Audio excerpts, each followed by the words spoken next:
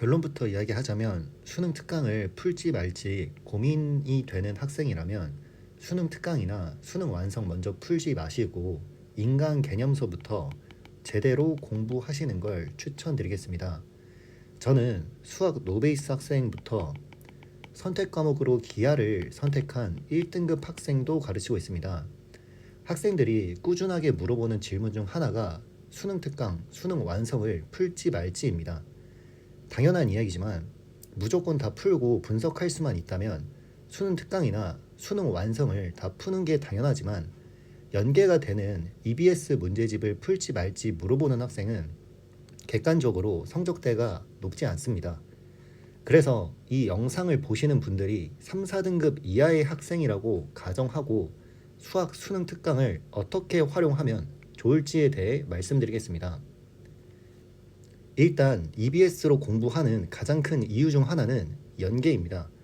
하지만 아시겠지만 수학은 연계가 되어도 시험 당일 수능 특강 혹은 수능 완성에 어떤 문제가 연계되었는지 고득점 학생이 아니라면 알기도 어려울 겁니다. 그리고 어떤 문제에서 연계가 되었다는 것을 알더라도 다른 조건 해석이나 아이디어를 눈치채지 못하는 이상 해당 문제를 풀지 못할 가능성이 높습니다. 수학 연계에서 중요한 건 EBS에 나온 문제 아이디어를 뽑아내거나 조건 해석을 할 수 있는 능력이 있는가가 중요하다고 볼 수 있습니다. 수능 특강을 풀어보시면 알겠지만 생각보다 유제 문제도 난이도가 있는 문제가 있고 스텝 1은 단순 계산 문제, 스텝 2는 쉬운 4점에서 보통 4점 문제 정도라고 볼 수가 있고 스텝 3는 기출 유형이나 좀 생소하게 어려운 4점으로 나옵니다. 스텝 1은 단순 계산 문제여서 크게 문제될 건 없지만 스텝 2 이상부터는 자신의 풀이와 답지 풀이가 다른 경우도 존재합니다.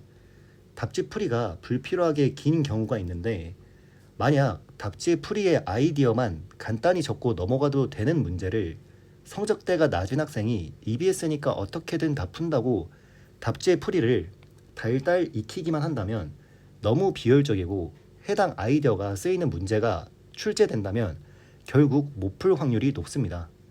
따라서 다시 이야기하지만 수능 특강, 수능 완성을 EBS 연계니까 풀어야 한다며 푸는데 의의를 가지지 마시고 인강의 개념서부터 차례대로 격파해 나가시고 실력에 맞게 스텝 1부터 3까지 푸시면 되겠습니다.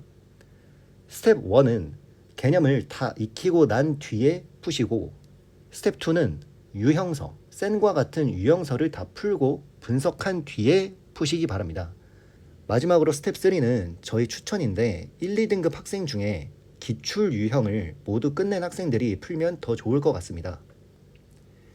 참고로 수능 특강이나 수능 완성이 중요하다면서 너무 오랜 기간 수능 특강 혹은 수능 완성으로만 수업을 나가는 학원도 있다고 합니다. 예를 들어 수능 특강을 육모 보기 전까지 나간다면서 수특만 제대로 해도 2등급 이상 받는다는 그런 이상한 학원도 있다는데 그런 곳은 걸러주시면 되겠습니다. 마지막으로 강조하지만 결국 EBS 연계를 너무 신경 쓰면서 어떻게든 풀어야 하나 라는 고민보단 내가 수능 특강이든 수능 완성이든 상관없이 문제를 풀고 분석하고 내 것으로 만들 수 있는 실력을 차곡차곡 쌓는 게 중요합니다.